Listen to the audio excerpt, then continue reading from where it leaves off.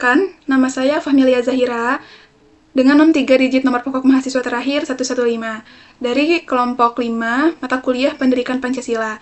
Di sini saya akan membahas bagian pertama dari bab 7, di mana bab 7 berjudul Pancasila sebagai dasar nilai pengembangan ilmu. Nah, saya di sini akan mencoba menjelaskan secara singkat bagian pertama tentang hakikat ilmu pengetahuan. Nah, hakikat ilmu pengetahuan merupakan upaya sistematis manusia untuk memahami realitas melalui metode rasional dan empiris yang menghasilkan kebenaran teruji yang bermanfaat bagi kehidupan. Oleh karena itu, kita harus tahu definisi ilmu dan pengetahuan, karena itu dua hal yang berbeda. Nah, ilmu berasal dari bahasa Arab, yakni alima, yang bermakna pengetahuan terstruktur dengan tahapan hipotesis, teori, dan hukum. Sedangkan pengetahuan berasal dari bahasa Inggris, yakni knowledge, yang bermakna hasil usaha manusia untuk memahami sesuatu secara benar. Adapun bentuk dari ilmu pengetahuan, salah satunya yakni teknologi. Nah, teknologi itu berasal dari kata Yunani, teknologia, yang bermakna keahlian ditambah pengetahuan, di mana mencakup alat, metode, dan atau gagasan untuk memudahkan kehidupan, seperti adanya IT, medis, transportasi, dan pendidikan. Lalu, bagaimana perkembangan ilmu pengetahuan dan teknologi dari zaman ke zaman?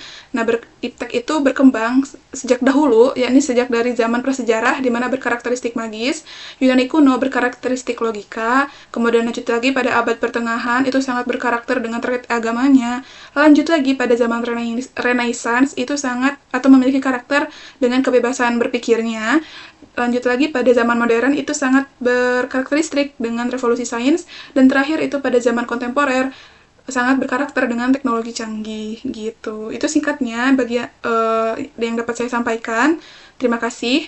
Assalamualaikum warahmatullahi wabarakatuh. Perkenalkan, nama saya Muhammad Farhan dengan 3 digit NPM terakhir yaitu 073. Di sini saya akan membacakan materi sebagai Pancasila sebagai dasar pengembangan ilmu pengetahuan dan teknologi IPTEK.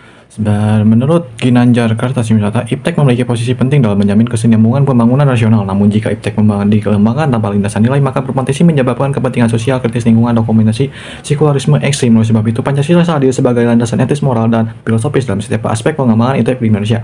B. 3 pola relasi IPTEK dengan budaya dan agama Indonesia. Yang saat pertama ada relasi ideal, yang kedua ada relasi netral, yang ketiga ada relasi sintesis. Nah, keunggulannya adalah menjaga kemajuan teknologi tetap etis, melindungi masyarakat dari dampak negatif IPTEK, dan mengakar pada jati diri bangsa.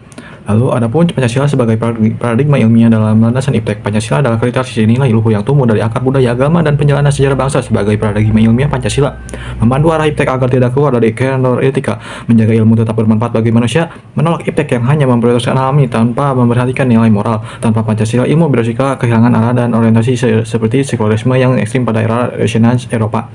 Penyebaran nilai-nilai Pancasila dalam pengembangan IPTEK. Sila pertama, IPTEK harus mempertimbangkan dampak etis dan teknologi. Tidak semua yang bisa dibuat telah dibuat. Sila kedua, IPTEK diarahkan untuk kesejahteraan, bukan dominasi dan eksploitasi. Sila ketiga, IPTEK harus memperkuat integrasi sosial, mengatasi kesenjangan antar wilayah. Sila keempat, ilmuwan bebas berpikir dan bereksperimen, tetapi tetap terluka pada kritik dan musyawarah. Yang kelima, sila harus menjaga keseimbangan antara manusia, alam, dan Tuhan, serta memberi manfaat pada semua orang, bukan hanya segelintir orang. Implikasi nyata bagi mahasiswa dan calon politik adalah berpikir ilmiah namun tetap rasional, mengintegrasikan IPTEK dengan nilai luhur bangsa, menjaga agar IPTEK tidak menjadi alat penindasan. Yang keempat atau terakhir, menjadi agen etika dalam penggunaan teknologi di sekolah dan masyarakat. Assalamualaikum warahmatullahi wabarakatuh. Perkenalkan, nama saya Reva Tafiani dengan nomor NPM 3 digit terakhir 077. Di sini saya perwakilan kelompok 5 ingin menyampaikan materi mengenai urgensi Pancasila sebagai dasar pengembangan ilmu. Nah, dikarenakan teknologi yang berkembang itu tidak selalu menghasilkan hasil yang positif, dikarenakan banyaknya juga masyarakat yang kehilangan spirit dalam menjaga budaya-budaya di daerahnya. Maka muncul satu pertanyaan, apakah ilmu yang berkembang itu harus bernilai atau dapat bebas? Nah, disinilah manfaat dari pandangan mengenai Pancasila sebagai dasar ilmu yang berkembang. Nah, kita dapat 4 jawaban inti. Yang pertama, IPTEK tidak boleh bertentangan dengan nilai-nilai Pancasila, yang mana mengandung asumsi bahwa ilmu pengetahuan dan teknologi itu berkembang secara otonom dan beradaptasi dengan nilai-nilai Pancasila. Yang kedua, setiap ilmu pengetahuan dan teknologi yang dikembangkan di Indonesia harus menyertakan nilai-nilai Pancasila. Yang ketiga, nilai-nilai Pancasila berperan sebagai rambu normatif bagi pengembangan Iptek mengasumsikan bahwa ada rule of the game yang harus disepakati oleh para ilmuwan sebelum ilmu itu dikembangkan.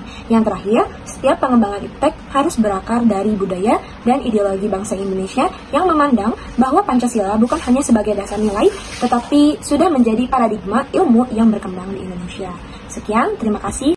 Baik, perkenalkan nama saya Karina Nur Aprilia Rizal dengan 3 digit NPM terakhir 098. Di sini saya akan menjelaskan tentang alasan diperlukannya Pancasila sebagai dasar nilai pengembangan ilmu. Nah, ada 4 poin. Yang pertama itu ada nilai-nilai bangsa mulai tergerus, yang kedua ada dominasi nilai-nilai barat, yang ketiga ada dampak negatif Iptek terhadap lingkungan, dan yang keempat ada kearifan lokal mulai dilupakan. Nah, jadi Pancasila itu harus jadi panduan dalam setiap perkembangan ilmu dan teknologi. Ilmu tidak cukup jika hanya netral dan logis, tetapi harus juga memperhatikan nilai-nilai etika, budaya, dan agama. Nah, dengan begitu Iptek bisa berkembang tanpa meninggalkan nilai kemanusiaan dan budaya Indonesia. Selanjutnya ada dinamika dan tantangan Pancasila sebagai landasan pengembangan Iptek. Nah, dinamikanya itu sejak Orde Lama hingga Reformasi, Pancasila belum dibahas secara mendalam. Terus pemerintah itu hanya menekankan pentingnya ilmu yang bernilai kemanusiaan, tapi belum menyusun kerangka penerapan nilai-nilai Pancasila secara nyata dalam Iptek. Nah, untuk tantangan yang dihadapinya itu ada kapitalisme, globalisasi, konsumerisme, dan pragmatisme. Nah, jadi Pancasila itu harus diperkuat posisinya sebagai panduan etis dan arah pengembangan Iptek. Nah, kita juga harus bisa melawan arus globalisasi dan kapitalisme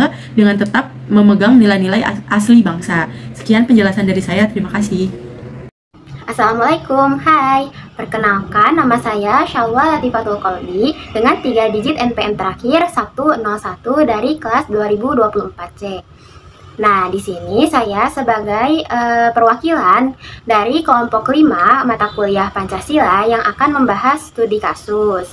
Nah, sebelum ke pembahasan studi kasusnya itu apa, saya akan menunjukkan terlebih dahulu video kasus yang kelompok saya ambil. Simak baik-baik, oke? Ratusan pelajar SMP di Buleleng nggak bisa baca akibat medsos atau pola pendidikan kita. Dinas Pendidikan Pemuda dan Olahraga Disdikpora Kabupaten Buleleng, Bali mencatat sebanyak 363 pelajar SMP di Buleleng tidak bisa membaca.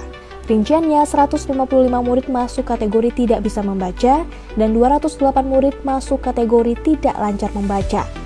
PLT Kepala Disdikpora Buleleng, Putu Aryadi Pribadi, mengungkapkan fenomena ini diduga disebabkan berbagai faktor, baik internal dan eksternal yang dialami pelajar. Dewan Pendidikan Buleleng, Bali menilai ada masalah krusial pada proses pembelajaran di sekolah, terutamanya di tingkat sekolah dasar atau SD. Wakil Bupati Buleleng, Gede Supriyatna, bahkan menyarankan penggunaan ponsel di lingkungan sekolah dibatasi. Lantaran ada temuan anak yang tidak bisa menulis ini lancar bermedia sosial. Duh, kok bisa ya? Dari video yang kita simak tadi dapat disimpulkan bahwa ada ratusan siswa SMP di Kabupaten Buleleng, Bali yang belum lancar membaca dan menulis. Meski mereka sudah duduk di bangku kelas tinggi, bahkan ada yang kelas 9, masih banyak yang belum mampu memahami bacaan atau menuliskan kata dengan benar. Data Didikspora Kabupaten Buleleng mencatat bahwa penyebabnya pun cukup kompleks, mulai dari kebijakan naik kelas otomatis, lemahnya peran keluarga dalam mendampingi belajar, hingga kemungkinan adanya gangguan belajar.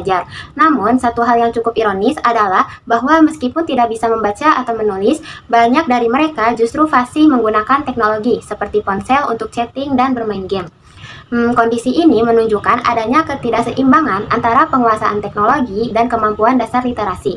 Disinilah urgensi kedudukan Pancasila sebagai dasar pengembangan Iptek menjadi sangat penting. Pancasila tidak hanya menjadi simbol ideologis, tapi harus menjadi nilai yang menuntun arah pengembangan Iptek di Indonesia. Sila kedua dan kelima menekankan bahwa teknologi harus memanusiakan manusia dan memberikan keadilan bagi semua. Artinya, pengembangan Iptek harus dibarengi dengan pembentukan karakter dan pemerataan pendidikan, bukan sekedar kemampuan mengakses gawai. Penggunaan HP secara bebas di kalangan pelajar Buleleng justru memperlihatkan bahwa teknologi yang seharusnya menjadi alat bantu belajar berubah menjadi alat pengalih perhatian. Solusi dari persoalan ini bukan sekedar membatasi penggunaan teknologi, melainkan membangun sistem pendidikan yang seimbang antara penguasaan teknologi dan pembentukan karakter. Seperti literasi perlu dikuatkan sejak dini, hambatan belajar harus terdeteksi lebih awal, dan nilai-nilai Pancasila ditanamkan secara nyata dalam proses belajar. Dengan begitu, teknologi bisa menjadi alat bantu yang mendukung pembelajaran, bukan malah mengalihkan perhatian, sehingga generasi muda tumbuh cerdas, berkarakter, dan bertanggung jawab. Oke, mungkin cukup sekian dari saya. Terima kasih.